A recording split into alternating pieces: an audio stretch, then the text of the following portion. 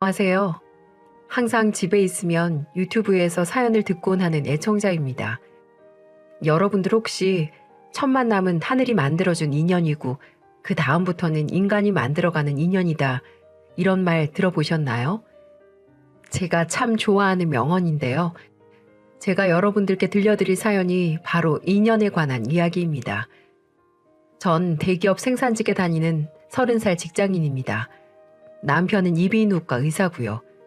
딸 하나를 예쁘게 키우며 평범하게 살고 있는 결혼 4년 차 맞벌이 부부입니다. 남편은 제가 대학을 다닐 때 소개팅으로 만났는데요. 20살 때 연인으로 만나 결혼까지 하게 된 천생연분이죠. 우리 두 사람은 4년 전 결혼을 하게 되었는데요. 사실 그 과정이 쉽지만은 않았습니다. 그 이유는 남편 집안에서 반대를 했기 때문이었어요. 정확히는 시어머니와 시누이들이 제가 마음에 들지 않는다며 이 결혼을 절대 허락할 수 없다고 난리를 피운 거죠. 그분들이 왜 저를 반대했냐고요? 제가 생산직에서 근무하고 있다는 어처구니 없는 이유 때문이었습니다. 의사 집안에 공장 다니는 며느리를 드릴 수 없다는 거죠. 정말 웃기지도 않는 이유죠. 저 솔직히 자존심이 많이 상했습니다. 대기업 생산직이면 연봉도 남부럽지 않고 아무나 막 입사할 수 있는 그런 회사 아니거든요. 몇 년 동안 열심히 준비해서 겨우 들어간 회사인데 소중한 제 직업이 그런 취급을 받는다고 생각하니 정말 속상했습니다. 남편 집안이 의사 집안이긴 해요. 시아버님은 종합병원의 종양내과 교수고요. 그래서인지 하나밖에 없는 막내 아들, 막내 동생 결혼에 콧대를 높게 세운 거죠 뭐. 하지만 시아버님은 콧대와는 거리가 먼 분이세요. 말씀은 많이 없으시지만 참 인자하시고 자상하시고 털털하시답니다. 그 정도 위치에 계시면 당신도 모르게 권위를 내세울 만도 한데 그런 모습은 조금도 보이지 않는 아주 인간적인 분입니다. 남편이 결혼할 여자라고 저를 가족들에게 소개시켰을 때 결국 시어머니와 시누이들만 못마땅하게 보고 있던 것이었죠. 처음엔 시어머니가 절 마음에 들어하지 않는다는 사실을 몰랐어요.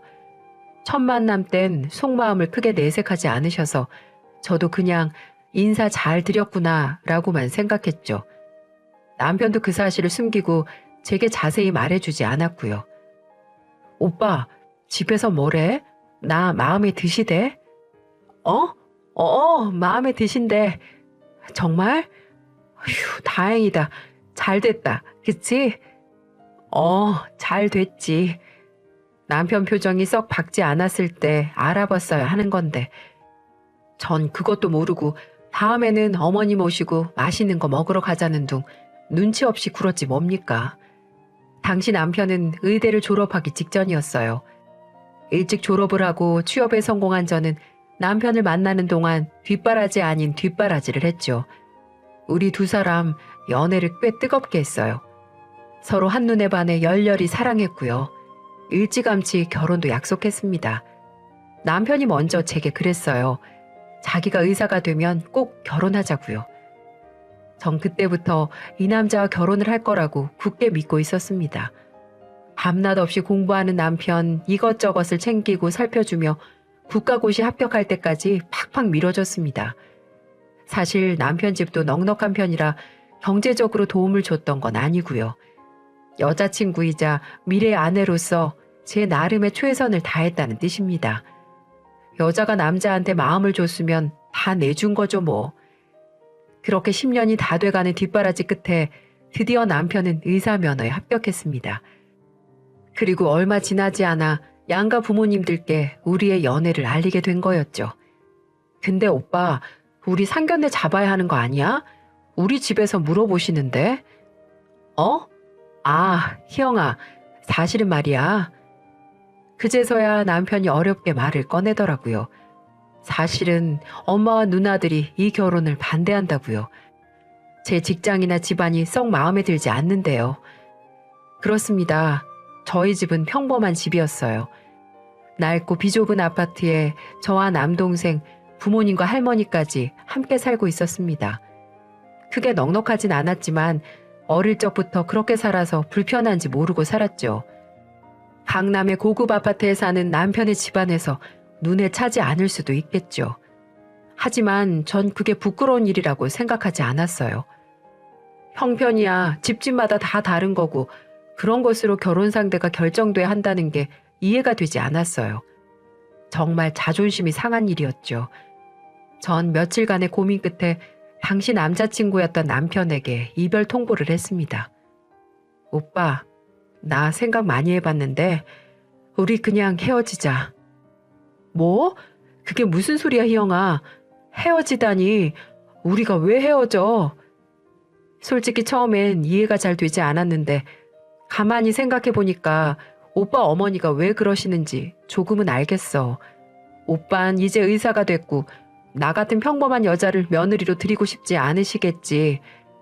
나도 자존심 많이 상하지만 최대한 이해하기로 했어. 그러니까 그냥 우리 좋은 마음만 남기고 헤어지자.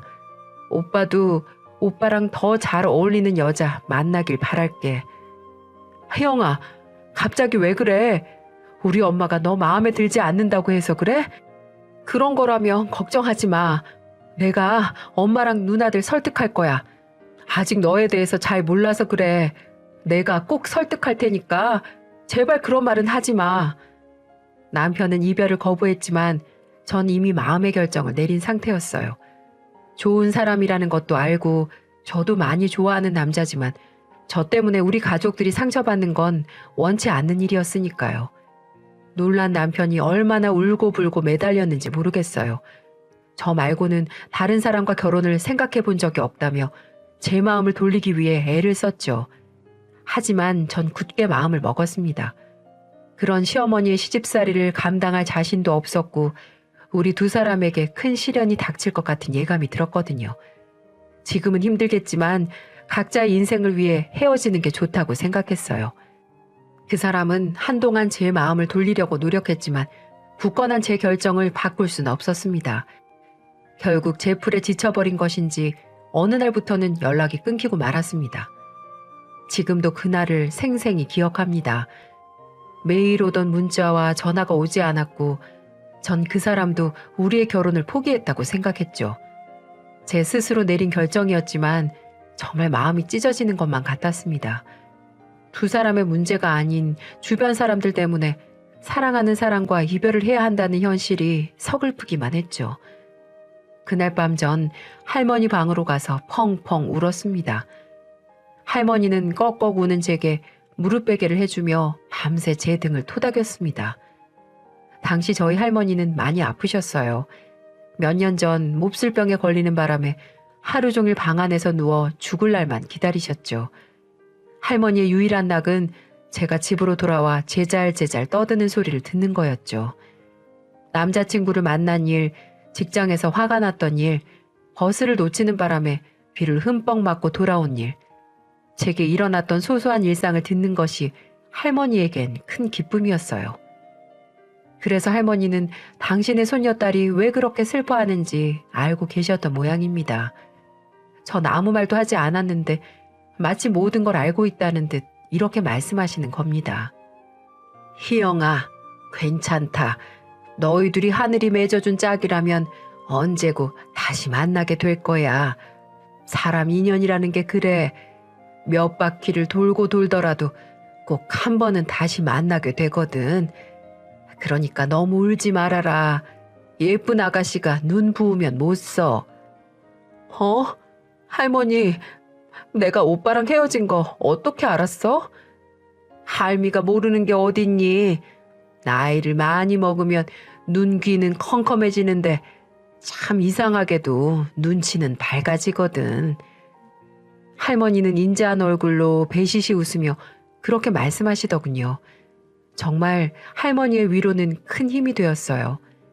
만약 그 사람이 제 짝이라면 어떻게든 결혼을 하고 잘 살 거라고 생각했죠. 마음을 비우고 물 흐르는 대로 두기로 결정했습니다. 그렇게 생각하니까 아팠던 마음이 조금씩 치유가 되더라고요. 우리 할머니 참 지혜로운 분이죠. 전 이를 악물고 제 일상으로 돌아갔습니다. 연인과 헤어진 건 헤어진 거고 제 인생은 또 제 인생이니까요. 그렇게 한 두어 달쯤 지났을 때였습니다. 어느 날 모르는 번호로 전화가 걸려오더군요. 전화를 받아보니 낯설지만 어디서 들어본 목소리가 들려오는 게 아니겠습니까? 전 목소리의 주인공이 누군지 대번에 알아차렸죠. 여보세요? 희영이지? 나 정규 엄마인데 기억하지? 아, 네, 안녕하세요. 그런데 무슨 일로? 다른 건 아니고 할 말이 좀 있는데 시간 괜찮으면 좀 보자꾸나. 전화로 할 말은 아닌 것 같아서. 네? 절 그렇게 반대했다던 남자친구의 엄마였죠. 헤어진 마당에 그분을 만난다는 게 불안했지만 전 약속한 날짜에 남자친구의 어머니를 만났습니다. 그런데 그 자리엔 어머니만 계신 게 아니라 남자친구의 누나들도 다 같이 있더군요. 제 불안한 마음은 점점 짙어져만 갔죠. 왔니? 오랜만이다. 네, 안녕하세요. 뻘쭘하게 자리에 앉았는데 남자친구 누나들의 눈초리들이 어찌나 따갑던지요. 정말 가시방석이 이런 것이구나 절실히 깨달았습니다. 정규랑 헤어진 거 알고 있어. 왜 헤어졌니? 다짜고짜 그렇게 물으시는데 진짜 황당하더라고요. 저희 두 사람이 헤어지길 원한 게 바로 당사자시면서 모른 척 그렇게 묻는 게 참 얄미웠습니다. 어머니 때문이잖아요. 어머니가 저 마음에 안 들어 하신다면서요? 라고 말하고 싶은 걸 전 간신히 삼켰습니다. 네, 그렇게 됐습니다. 너 정규가 지금 뭐 하는지 알곤 있니? 네? 오빠가 뭐 하는데요? 지금 편의점 알바하고 있다. 아유, 내가 원 속이 터져서 인턴이고 뭐고 다 필요 없단다. 그냥 자기 마음대로 살게 내버려 두라고 하더라. 내 말은 물론 제 누나들 말도 듣지 않고 저러고 있다니까. 오빠가 알바를 하고 있다고요? 정말 뜻밖의 소식이었습니다. 의사 면허 시험에 합격을 했으니까 이제 인턴을 나가고 있을 줄 알았거든요. 왜요? 왜 정규 오빠가 왜 그러고 있는 건데요? 제 질문에 그 사람의 큰 누나 되는 사람이 뾰로통한 목소리로 따지는 겁니다. 이게 다 다희 씨 때문이잖아요. 다희 씨랑 이별하고 나서 세상 다 잃은 사람처럼 저러고 지내잖아요. 그러니까 왜 순진한 사람 꼬셔가지고는 사람 마음을 저렇게 헤집어 놓는 거예요. 이제 우리 동생 어떡할 거예요? 생사람을 잡아도 유분수지 그 사람들은 제 탓만 하는 겁니다. 자리를 박차고 일어나고 싶었지만 오빠 걱정에 그럴 수가 없었죠. 그래서 널 보자고 했다. 아무래도 우리 말은 도통 들어먹질 않으니까 네가 정규를 만나서 걔 마음 좀 달래줘라. 저렇게 내버려둘 순 없잖니. 일단 어떻게든 의사생활을 할 수 있게 설득을 좀 하고 너랑 만나는 건 생각을 더 해보자꾸나. 그러니까 마음을 못 잡고 방황하는 남자친구를 설득하라는 말이었습니다. 자존심도 상하고 화딱지도 났지만 저 때문에 상심하고 있을 오빠가 어른거려서 미칠 것 같더군요. 그래서 우선 오빠를 만나기로 결정했습니다. 몇 번의 망설임 끝에 남자친구에게 연락을 했고 연애 때 자주 갔던 카페에서 그를 만났습니다.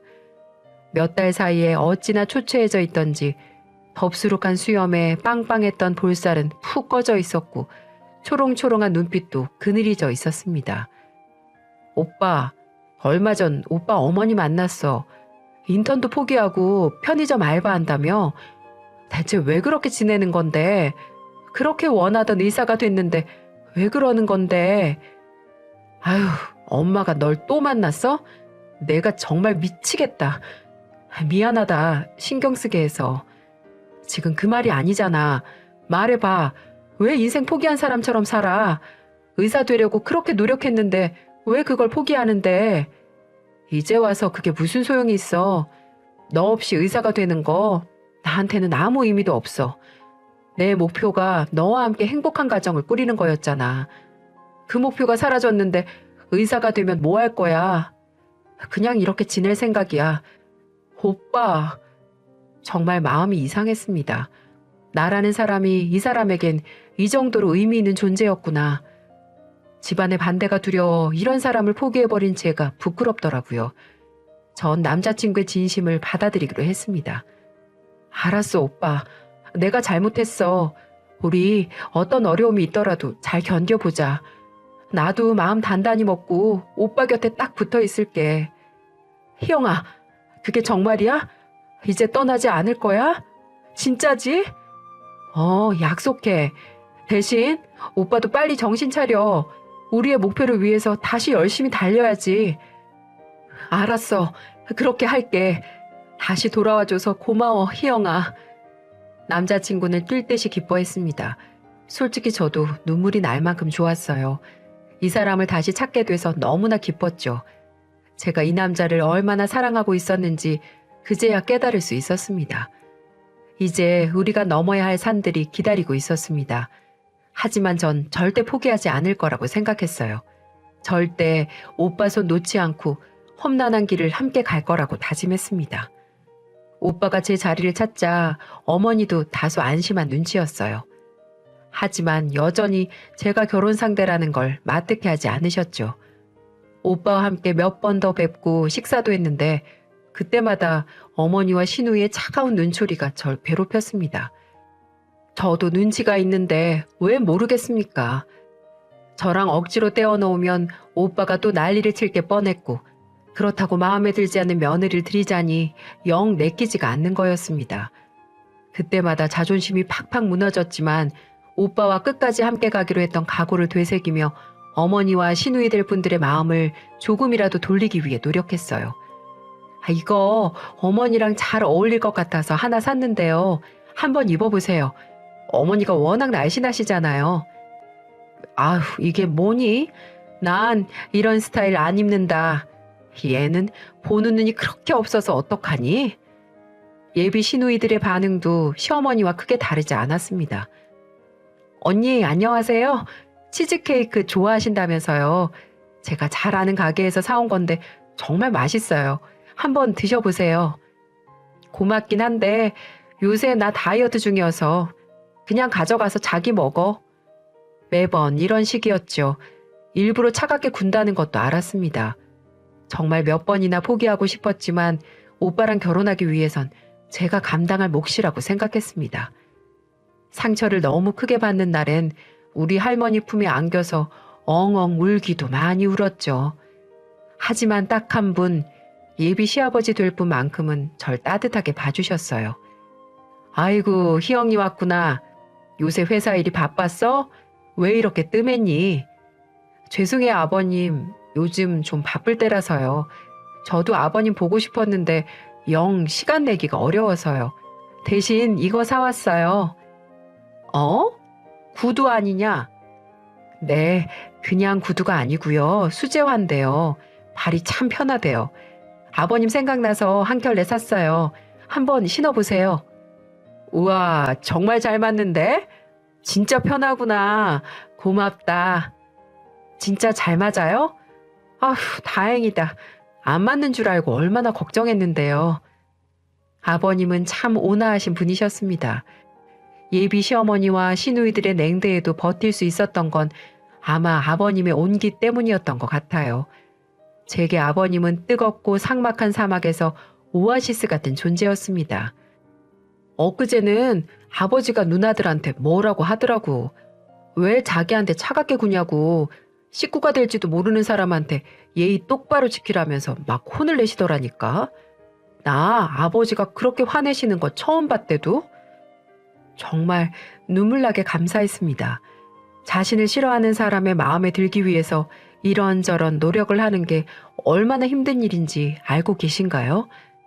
솔직히 몇 번이나 포기하고 싶었어요. 하지만 오빠와 아버님을 생각하면서 꾹 참을 수 있었습니다. 그런 우리의 노력이 통했나 봅니다. 어느 날 남자친구가 화난 얼굴로 이렇게 말하더군요. 희영아, 드디어 승낙이 떨어졌어. 너랑 결혼하는 거 허락해 주시겠대. 정말? 어머니랑 누나들도 허락했단 말이야? 어제 아버님이 엄마랑 누나들 불러 모아서 진지하게 말씀하시더라고. 이제 우리들 결혼 허락하자고. 자기 같은 아이도 없다면서 설득하시더라고. 그래서? 뭐 아버지가 저렇게 나오는데 엄마랑 누나들도 별 수 없지 뭐. 상견례 날짜 잡으시라고 했어. 와, 잘 됐다. 오빠, 정말 잘 됐다. 우리 두 사람은 진짜 기뻤습니다. 이제 험난한 산을 전부 넘은 것 같은 기분이었죠. 절 그렇게 마음에 들어 하지 않으시지만 그거야 결혼하고 나서 제가 더 잘하면 될 거라고 생각했습니다. 그리고 저 결혼하는 거 꼭 보고 싶다고 입버릇처럼 말하던 우리 할머니 소원도 들어줄 수 있어서 너무 좋았습니다. 그렇게 우리 두 사람은 상견례 날짜를 잡았고 양가 부모님이 처음으로 만날 수 있었어요. 그런데 거기서 정말 놀라운 일이 벌어졌습니다. 아무도 예상하지 못한 일이 벌어진 것이었죠. 상견례 당일 우리 할머니는 새벽 일찍부터 부지런을 떨었습니다. 힘든 몸을 이끌고 목욕도 다녀오셨고요. 예쁘게 화장도 했고 고운 한복도 꺼내 입으셨어요. 할머니는 성치 않은 몸으로도 상견례 꼭 참석하시겠다고 고집을 부리셨어요. 하나밖에 없는 손녀딸 잘 부탁한다고 말해야 한다며 억지로 기운을 내셨어요. 저 역시 그런 할머니가 걱정됐지만 우리 할머니의 마음이 너무나 감사했습니다. 그렇게 할머니를 모시고 상견례장에 도착했습니다. 그런데 먼저 도착해서 기다리고 있던 시아버지가 놀란 눈으로 우리 할머니를 부르는 게 아니겠어요? 달래 아주머니. 달래 아주머니 아니세요? 맞죠? 서림동에서 하숙집 하셨던. 아버님은 마치 돌아가신 어머니라도 본 것 같은 표정을 짓고 있었습니다. 우리 할머니 손을 덥석 붙들고는 눈물을 글썽거리셨죠. 저 기억 안 나세요? 의대 다녔던 영석입니다. 왜 계란말이 엄청 먹었던 영석이요. 할머니 입가에 웃음꽃이 피었습니다. 아, 그래. 기억난다. 박영석이 밤새 공부한다고 툭 하면 코피 흘리던 놈. 그래서 내가 연금 반찬을 자주 해줬어. 알지. 아주 잘 알지. 할머니도 무척 반가워하셨어요. 알고 보니 할머니와 아버님 사이엔 각별한 인연이 있었더라고요. 아주 오래전 아버님은 서울의 상경에 의대를 다니셨대요. 혼자 하숙을 하며 열심히 공부를 하셨고 그 하숙집 주인이 바로 우리 할머니셨대요. 전 정말 깜짝 놀랐습니다. 우리 할머니가 하숙집을 했다는 말도 처음 들었거든요. 할머니가 하숙집도 했어요? 아주 옛날에 내 머리카락이 새까맸을 때 한동안 하숙집을 했었지. 달래 하숙집. 할머니의 말에 아버님이 울컥거리는 목소리로 말했습니다. 맞아요. 달래 하숙집. 제가 아주머니 찾으려고 몇 번이나 갔었는데요. 그런데 그 동네가 완전히 바뀌어서 통 찾을 수가 없더라고요. 할머니는 고개를 끄덕이며 옛일을 회상했습니다. 그렇게 됐어. 그 동네가 갑자기 재개발이 되는 통에 나도 하숙집을 접을 수밖에 없었어. 다른 동네에서 좀 더 해보려다가 여건이 안 돼서 그만두었지. 아주머니, 저 아주머니한테 큰 빚이 있잖아요. 기억하세요? 빚? 자네가 나한테 빚이 어디 있어? 내가 해준 밥 먹고 이렇게 훌륭한 의사가 된 것만 해도 너무 감사한데. 아버님은 발개진 눈으로 할머니의 손을 꼭 잡았습니다. 저 등록금이 모자라서요. 어디 구할 데가 없어서 발 동동 구르고 있었는데 조금만 더 늦으면 학교에서 쫓겨날 위기였는데 아주머니가 도와주셨잖아요. 어떻게 제 사정을 아셨는지 나중에 갚으라고 돈 봉투 주셨잖아요. 기억하세요? 할머니는 빙그레 웃으시며 감정을 주체하지 못하는 아버님을 토닥였습니다. 그맘때쯤이면 얼굴이 시커매져가지고는 안절부절하지 못한 놈들이 있었어. 그러면은 10중 8구 등록금 낼 돈이 없는 녀석들이었지. 자네도 그중 하나였고. 괜찮아. 그땐 다들 그랬어. 아이고, 저 아주머니 도움 없었으면 의사가 될 수도 없었을 겁니다. 형편이 너무 어려워서 더 이상 버틸 힘이 없었으니까요. 제가 이렇게 밥 먹고 살 수 있었던 건 모두 아주머니 덕분입니다.